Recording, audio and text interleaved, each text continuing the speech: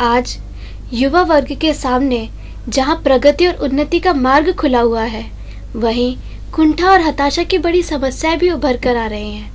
ऐसे में युवा वर्ग की सार्थक दिशाधारा क्या हो, इसी विषय पर आधारित है हमारी आज की जिज्ञासा। हमारे बीच में शांति कुंज के वरिष्ठ प्रतिनिधि श्री कालीचरण शर्मा जी उपस्थित हैं, जो एक लंबे समय से युवा प्रकोष्ठ से जुड़े हुए हैं। युग प्रवाह के दर्शकों की ओर से हमारे स्टूडियो में आपका स्वागत है। भाई साहब, युवाओं को राष्ट्र की शक्ति माना गया है। क्या कारण है कि युवाओं को हम प्रगति में विशेष महत्व देते हैं? ऐसा है कि हर देश में, भारतवर्ष में भी कई शक्तियां काम कर रही हैं। कई शक्तियां पॉजिटिव हैं, कुछ नेगेटिव होती हैं, जो समाज के परिवर्तन, देश के उत्थान में काम कर रही हैं।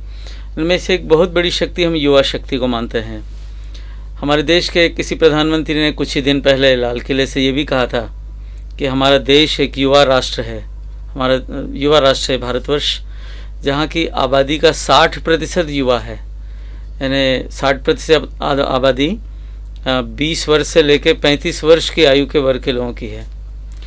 जहाँ इतनी बड़ी जनशक्ति इस वर्ग के आयु की हो, तो इतना अधिक आप कह सकते हैं ब्रेन पावर, शारीरिक शक्ति और समय, विचार, ये सब की ताकत जो है आज इतनी बड़ी 60 करोड़ के लगभग ये ताकत है।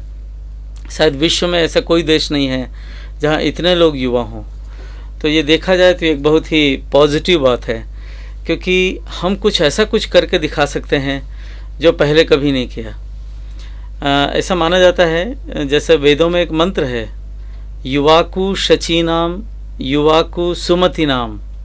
यानी वेद में एक मंत्र है जिसका अर्थ होता है कि हम अपने इंद्रियों की शक्ति को संगठित करें, हम अपने मन की शक्तियों को संगठित करें।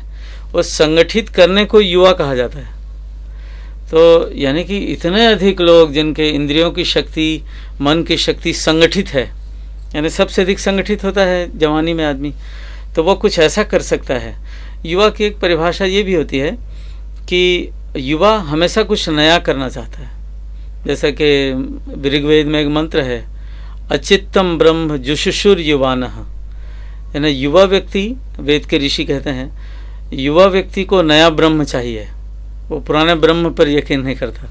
मतलब कोई बात जो नएपन से हो, कोई बढ़िया हो, साहसपूर्ण हो, कठिन हो, चैलेंजिंग हो, ऐसा करना चाहता है। बल्कि एक परिभाषा ये भी है युवाओं की परिभाषा कि जो भविष्य की ओर देखे वो युवा है।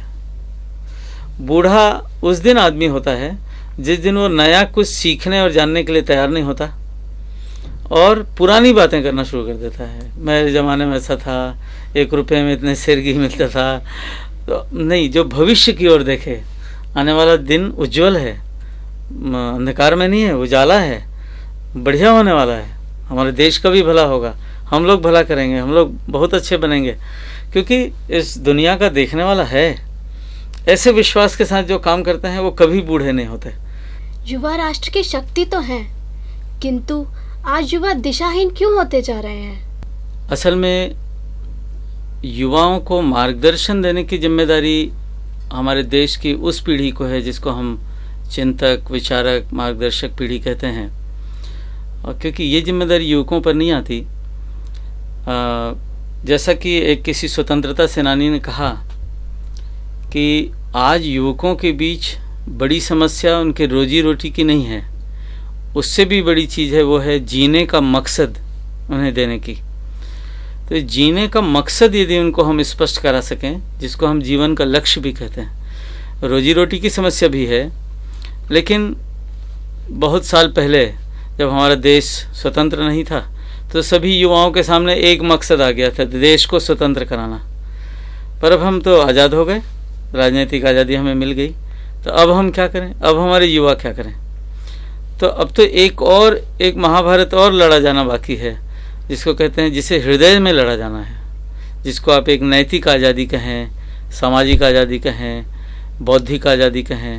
अभी भी हमारा देश देखा जाए तो बौद्धिक परावलंबन, सामाजिक दृष्टि से रूढ़ियों से ग्रस्त और नैतिक दृष्टि से गिरा हुआ दिखता है। तो युवा भी जैसे सब लोग हैं वैसे युवा भी हैं। तो ये लक्ष्य विहीन इसलिए दिखता है कि उसको जीने का मकसद हम दे नहीं पा रहे हैं। इसका मतलब इतने ही बड़े एक जिसको कहते हैं लोक शिक्षण की आवश्यकता है। जीवन मूल्यों के साथ जीना बताना पड़ेगा। आज जो अपन बड़े बड़े पोस्टरों में, सड़क के किनारे के बड़े बड़े पोस्टरों में साधनों, भोग विलास की सामग्रियों, नाना प्रकार के विज्ञापनों को देखता है युवा, तो भ्रमित हो जाता है। उसे लगता है इसे मैं कैसे प्राप्त करूं, फिर उचित अनुचित तरीके भी बेचारा भूल जाता है। तो इससे बचाने के लिए जितना ये सब कर रही हैं शक्तियां भ्रमित करने के लिए, उससे बड़ी ताकत से, उससे बड़ी शक्ति से हमें सच्चाई को लाना पड़ेगा। नकली घी इसलिए बाजार में बिक रहा है कि असली घी नहीं मिल रहा है। यदि उतने ही मूल्य पर, उतनी ही सुलभता से असली घी मिलने लगे, वो ज्ञान मिलने लगे जिससे आदमी को शांति मिलती है, सुकून मिलता है, संतोष मिलता है, भाईचारा बढ़ता है, उसके सारी समस्याओं का समाधान होता है, निश्चित रूप से हम एक ऐसे अंधी दौड़ में सबको नहीं लगा सकते। सब लोग एक साथ करोड़पति नहीं बन सकते। हाँ, सब लोग भले आदमी बन सकते हैं, सब लोग ज्ञानी बन सकते हैं, सब लोग स्थित प्रज्ञ बन सकते हैं। तो इस बात पे लोगों को लाना पड़ेगा। तो इसके लिए एक बहुत बड़े व्यापक लोक शिक्षण की ज़रूरत है। निश्चित रूप से सरकारें नहीं कर सकती, क्योंकि ये हृदय परिवर्तन का काम है। ये धर्म और अध्यात्म जगत को करना होगा। और हमारे परम पूज्य गुरुदेव की कृपा से अपने सामर्थ्य पर ये हमारा जो अभियान है, प्रज्ञा अभियान, युग निर्माण मिशन कहते हैं आप, ये कर रहा है।